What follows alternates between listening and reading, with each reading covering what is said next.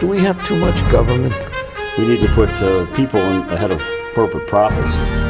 This system is so lopsided. This threat is a real threat to democracy. And I think that's really important. That's something we haven't been doing in this country for a long time. Where do you start? What do you do? How do you do it? Access to Democracy is sponsored by Thomson Reuters, providing legal professionals with the intelligence, technology, and human expertise they need to find trusted answers. Products include Westlaw, Practical Law, and Firm Central legal practice management software for small law firms. Thomson Reuters, the answer company. Online at thomsonreuters.com. Access to Democracy is made possible in part by a donation from Firefly Credit Union. Firefly is the new name of U.S. Federal Credit Union, which has proudly served the financial needs of the Greater Twin Cities community since 1925. At Firefly, we guide our members forward and give them the power to chase dreams by delivering the financial solutions they need to get ahead. From checking accounts to mortgages, we'll light the way. We are Firefly Credit Union, and this is Life Illuminated. And Dr. Charles Crutchfield of award-winning Crutchfield Dermatology in Eagan, acknowledged as one of the nation's best physicians.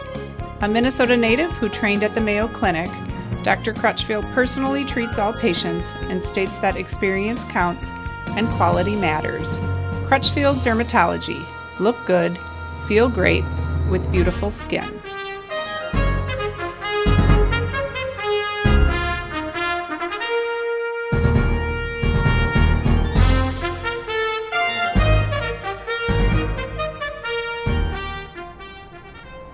Welcome. Access to Democracy returns. Alan Miller with you.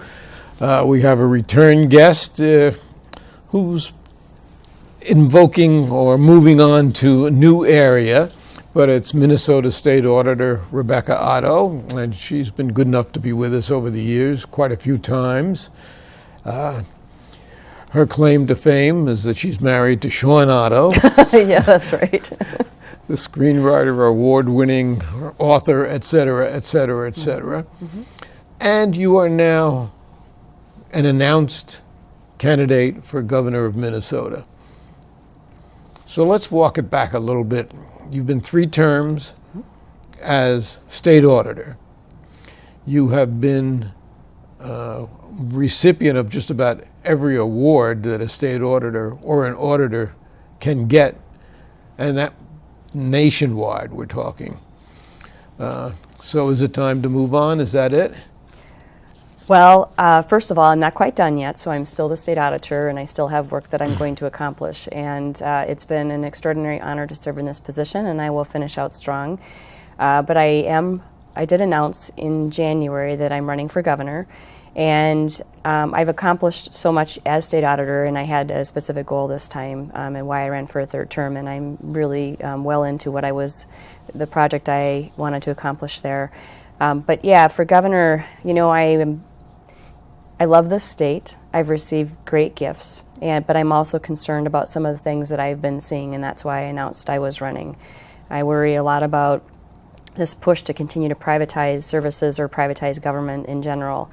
And I also am very aware that our demographics are changing as a state, and I want to make sure that we continue to be the lead in the nation in terms of what we do, and Minnesotans have great pride in our state and in some of the things we've accomplished, but it doesn't happen by accident. It happens by very careful planning and hard work.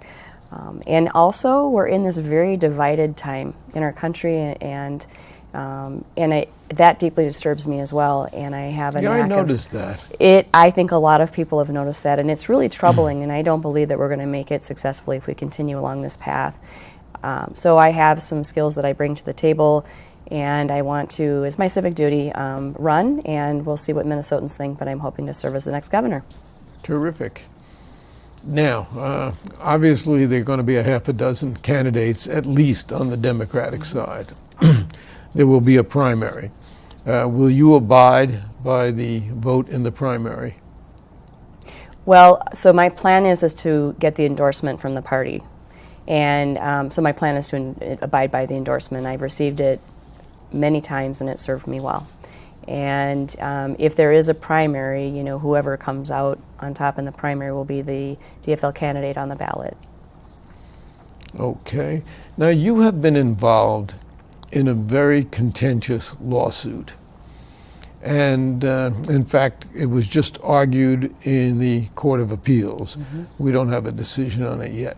But it goes to the very foundations of the state, the Constitution, and public-private, really, I don't know what the appropriate word is, but divisions. And let's talk about that. Yes, so as you stated, we just had oral arguments in the Court of Appeals. There was a law passed in 2015 in the middle of the night, last day of session. So, and it was never heard in the Senate. It was bad process, bad policy, and there was really no transparency around it. And it attempted to privatize the Office of the State Auditor and our audit function. And now let's face it, the Republican Party is statewide and nationally in favor of privatizing everything. And we're seeing some really frightening steps being taken right now on a federal level. So this is on a state level. They want to privatize the Office of Auditor. But there's a provision in the Constitution that provides for the Office of Auditor. Am I correct? that's exactly right. And because I took an oath, I swore an oath to defend the Constitution, and the office of the state auditor is a constitutional office, that means it belongs to the people of Minnesota and nobody else. And only the people can decide if they want the office or not. And so the state treasurer's office many years ago, there was a constitutional amendment that the people voted on, and they chose to do away with that office. I'll tell you, I hear from around the state, and it doesn't matter what political persuasion somebody is, they understand the importance of an independent office that serves the taxpayers' best interests. It's served us very well since the beginning of statehood. And so it's really taking away the authority from our office and giving it out to, allowing counties to choose who their auditor is. I want to make one point, if you don't mind, on this Sure. privatization issue. So I was in business, Sean and I were in business together, and you're there to make a profit. So when business, you know, some people say, oh, well, business can do it more efficiently and they can do a better job. First of all, when we do the work and we audit, it is on behalf of the taxpayers, and that's the only people that we serve. We serve their best interests. When private sector business comes into government, sometimes they may do an okay job, but you have to remember, they're out for they have a profit motive. They also do marketing and PR, things that government generally does not do, and we don't have a profit motive in government. And so if they're going to do it cheaper than the government was able to, generally you either have diminished level of service or you have reduced quality of service, and or the workers are not compensated as well either, or they might not get, let's say, a pension for their retirement. So in terms of in Minnesota, do we win when we take this model on? We certainly don't when it comes to audits. We're not looking for cheap audits. We're looking for thorough audits on behalf of the people. So this whole thing is a really bad idea, and I'm fighting for it because I know that in other states, when they've diminished the taxpayers' oversight, that all they do then is chase corruption, and there are bad things that happen in government. People take funds. We are there to serve as a strong deterrent against that. So I will stop now. I know you had another question. No, that's the area I was getting to. Yeah. The Constitution provides for a state auditor for a reason. I was going to say, what do you do? I know that you audit the books of the counties, which is certainly an important function. And what they want to do, and when I say they, I'm talking about the Republican Party, which is really sponsoring this thing and which snuck that provision into a last-minute bill that nobody had a chance to even discuss or vote on because it was part of an omnibus bill. They want to move your duties out of the state to private auditors. Well, we know the type of results that you get when you move from the public to the private section, something like this. Yes, they have a bottom line and they want to make money. State auditor's office does not make money. What it does is save the state a lot of money. So that's certainly one of your functions. What are some of your other functions? Well, can I just go along that line too, just to say there Sure. are some firms that do good work out in Minnesota. I'm not saying that there's issues everywhere, but in part of our lawsuit, we do highlight issues of some of the work that has been done by firms and why the Office of State Auditor is there and why we must be there to make sure the system works. Without talking too much about it, it is in our complaint, but so we serve as the deterrent and of misusing public funds throughout all the local governments, that cities, counties, townships, special service districts, regional governments, and they spend $20 billion a year. Our counties alone are spending $6 billion. It's a lot of money. And when somebody from the public, let's say they live in Eagan, we'll just use Eagan as an example, but if they knew somebody was doing something wrong who was working within government, they can call our office. That's who they call. We're there for them.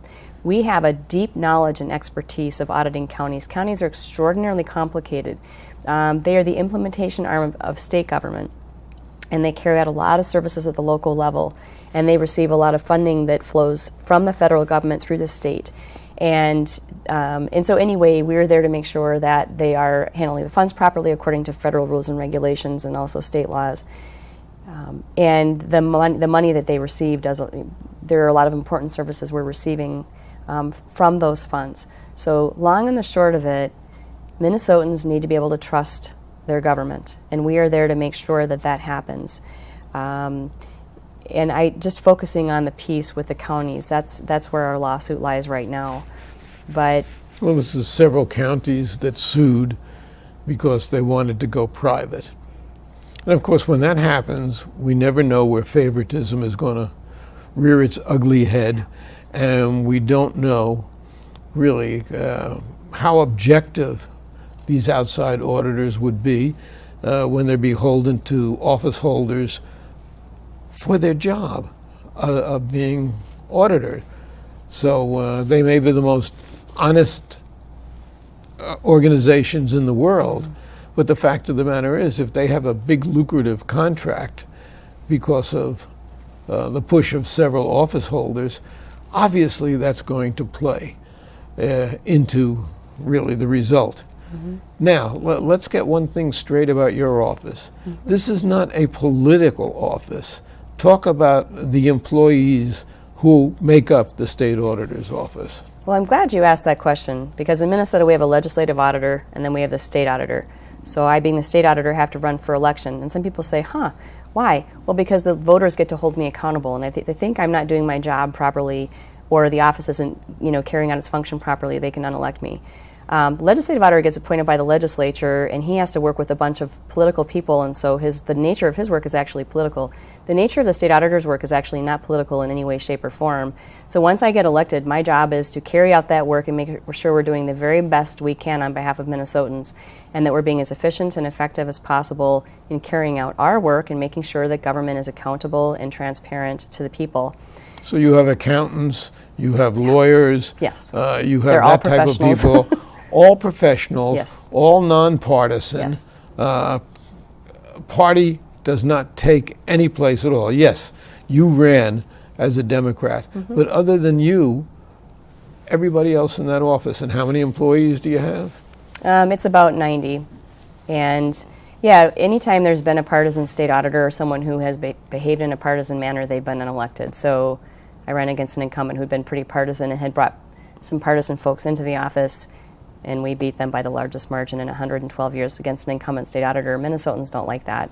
So I've been honored to be elected 3 times in the job that I'm doing, and I think Minnesotans have generally been pleased with the work that we've been doing on their behalf. Well, above and beyond that, you have a national stature now.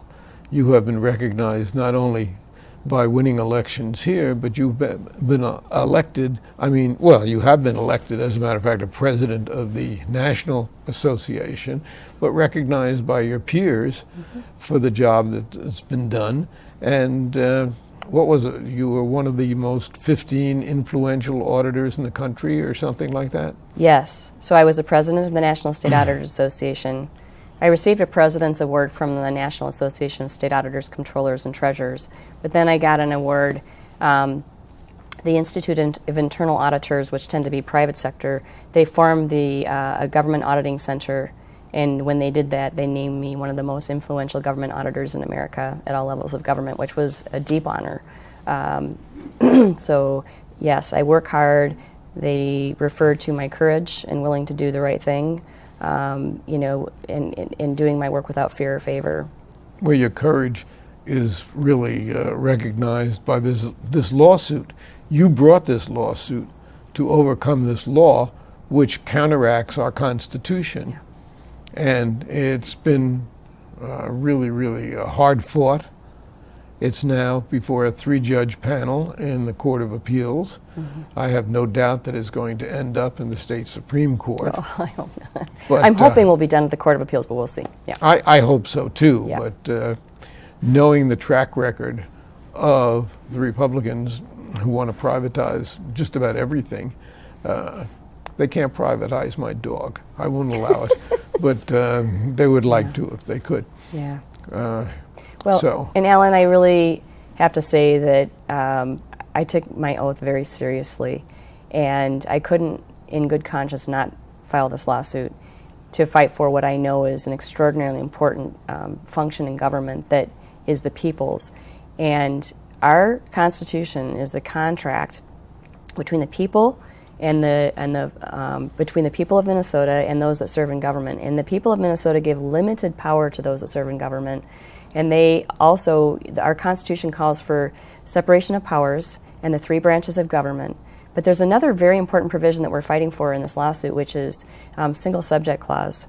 The legislature has gotten into a very bad habit, and 2015 was one of the worst years in terms of piling all kinds of things, policy provisions, and not always having been heard in committee, into these omnibus finance bills that fund government.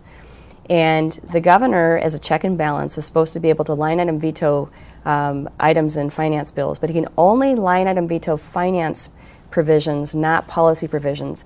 And so what they do is they basically hold a gun to his head, and and it was all last minute, last night of session. And if he vetoes the bill, government shuts down. It's really not a clean and accountable and transparent way for them to be doing this, plus they're violating the single subject clause, and that's what we're saying in our complaint.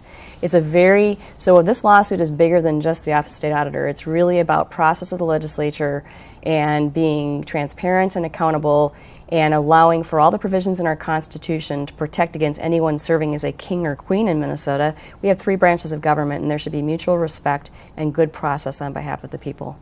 And that's the way it's worked very effectively since the implementation of the Constitution. Yes. And that's the way we hope it continues to work. Yes. So it'll be very interesting to see the results of this. Now, one of the things I know you do is travel all over this very large state with what you call listening sessions. Tell us what a listening session is. So when I launched my campaign for governor, I told everyone that my campaign will look different, because rather than just going out and speaking and raising money, my goal was to hold listening sessions around the state. So I launched a listening tour. And these listening sessions have been absolutely fantastic. If you Google Rebecca Listens, you can find my website and actually see a map of everyone I've had meetings with or conversations with around the state.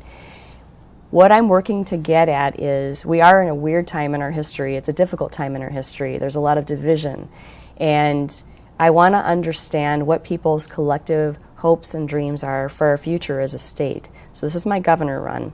And in these listening sessions, we've had these really great, meaningful community conversations about what is it we want our future to look like.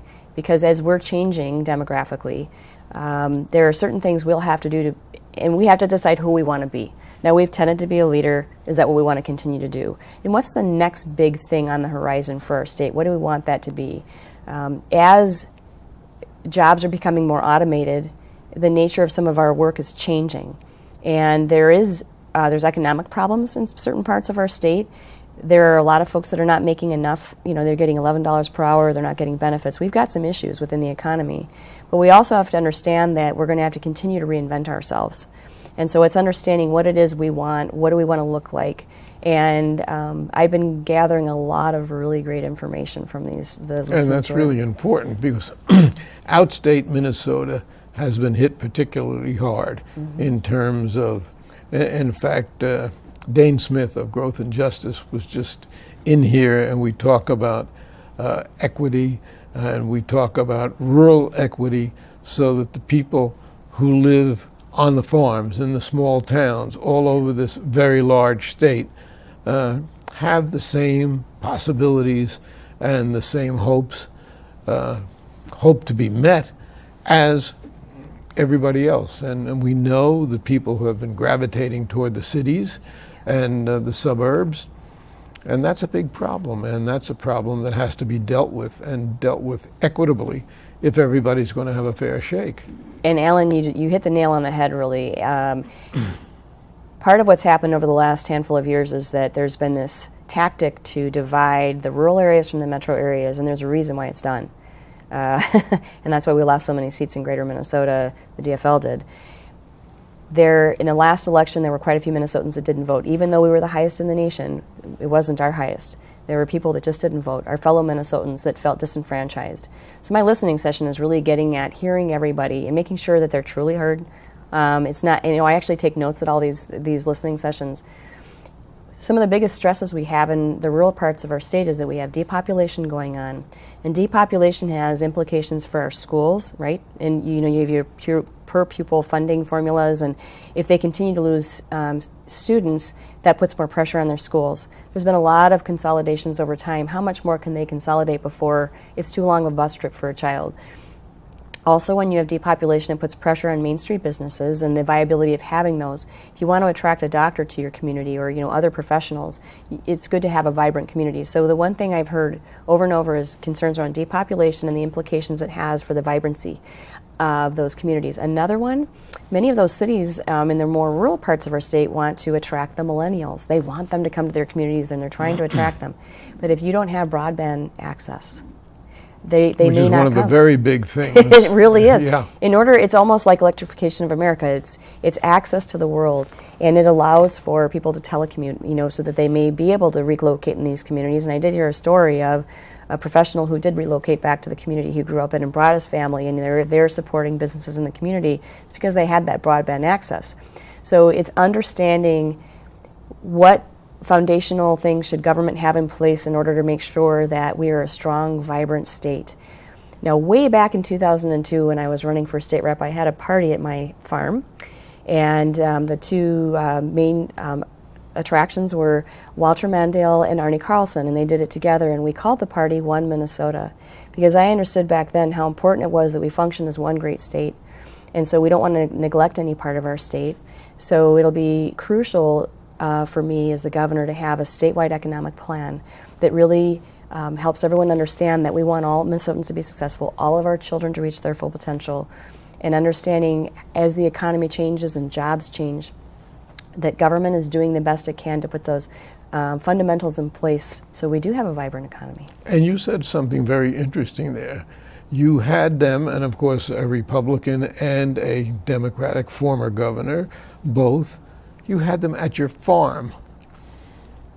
So tell us a little bit about that, because I know the story of your home on Marine in St. Croix, and this is a house that you and your husband built yourselves, right? Yes. And when I say built yourselves, you actually did the labor. Yes. A yes. great percentage of it. Yes, we did, and Sean actually drew the blueprints. Like, we still have the table that he drew them at. And what we wanted to do was build a home that anybody could imagine living in, but that was really smart in terms of conservation of energy and being beautiful, using old materials, recycled materials. So we wanted it to be very good to the earth and the environment. We knew that climate change was a real thing back then, and so we wanted to be the best stewards we could be of the environment, to set an example.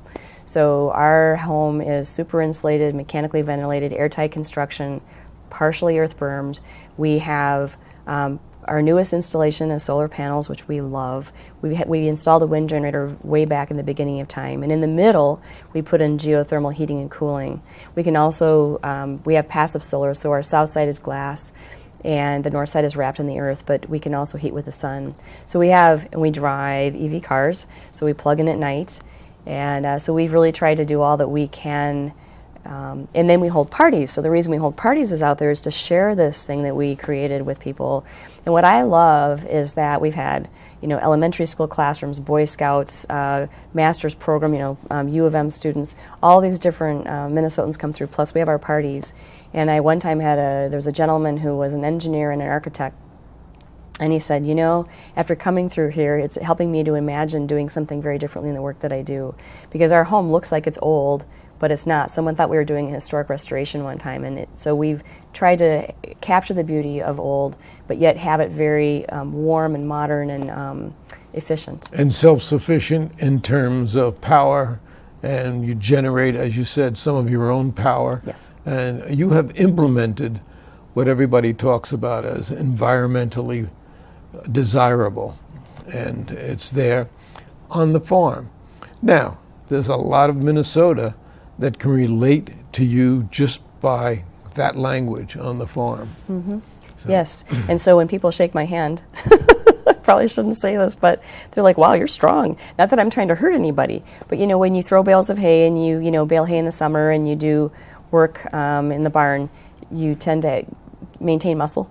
And so anyway, no, I have a great appreciation for farm life. We're on a very miniature scale, but I've been able to work in the agricultural area, both in the legislature on ag policy and ag finance committees, but also as a state auditor. I serve on the Rural Finance Authority Board, where we finance farm operations throughout the state. We go on tours, we learn about economic issues with the farm economy.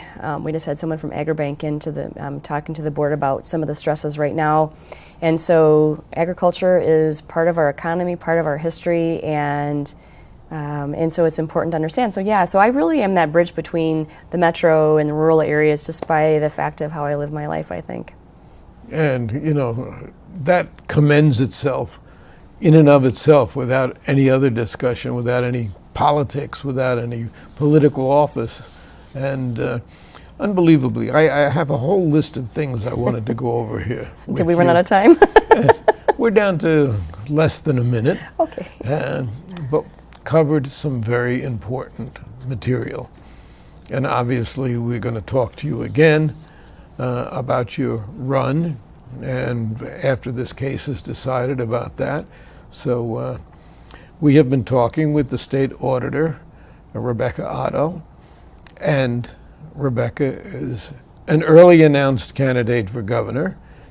We'll be reading and hearing a lot more from you, and a lot of it will be right here on Access to Democracy. Thank you. So do you have any final thoughts in 18 seconds? That this was a delight to be on the program, and I look forward to being back, and thank you for having me. Our pleasure. Rebecca, thanks so much. Thank you. So.